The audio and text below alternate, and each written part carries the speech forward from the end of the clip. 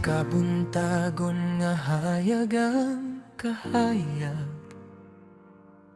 Nabati ko ang imong malumong nga tingog, nga nagtawag ka nako sa pagduhol. Uban sa gugma nga walay kinutuban, sa mataglakang nga akong ginalagtan. Ikaw, Ginoo, mao ang akong kusog. Sa panahon sa kasakit ug kasubo, imong mga kamot maoy nagkupot ka nako. Sa dihang nga puno sa kahadlok ang dughan, imong kalinaw maoy naghatag paglaom. Walay sama sa imong pagkamakinud-anon, nga nagapadayon hangtod sa kahangturan.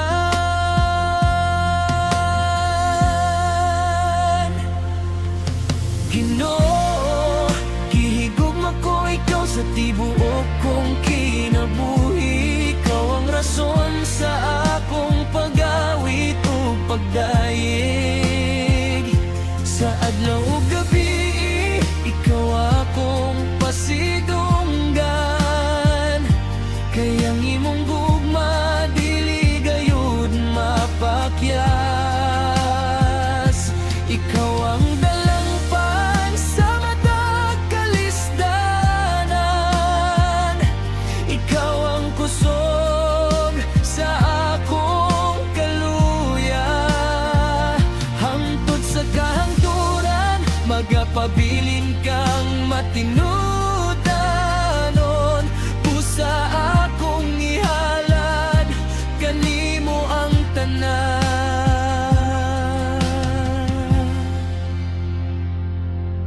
Ang kabukiran ug kadagatan nagsinggit,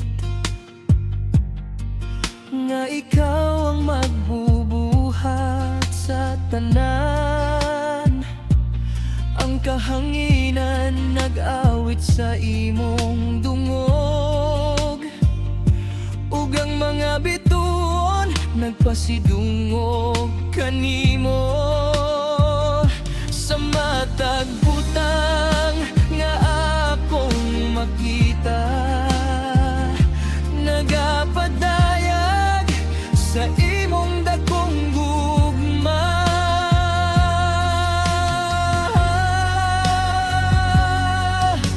Tungod sa imong anak nga si Jesus, nadawat na mo ang kaluwasan ug kinabuhi.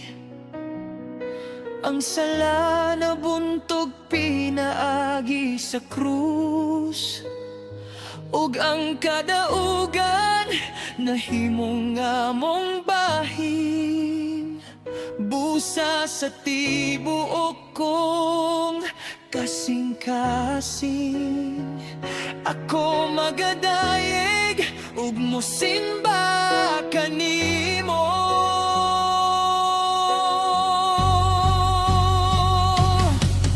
Ginoo, gihigugma ko ikaw sa tibuok kong kinabuhi. Ikaw ang rason sa akong pag-awit ug pagdaig.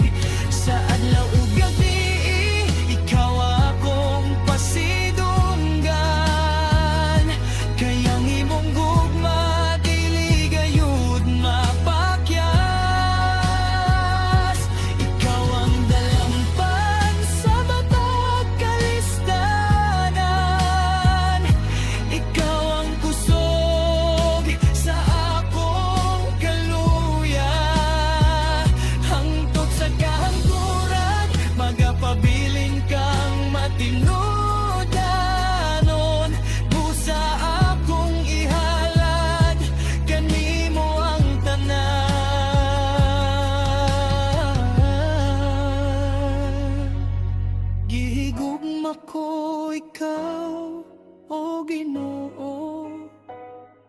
Labaw pa sa tanan ninining kalibutan.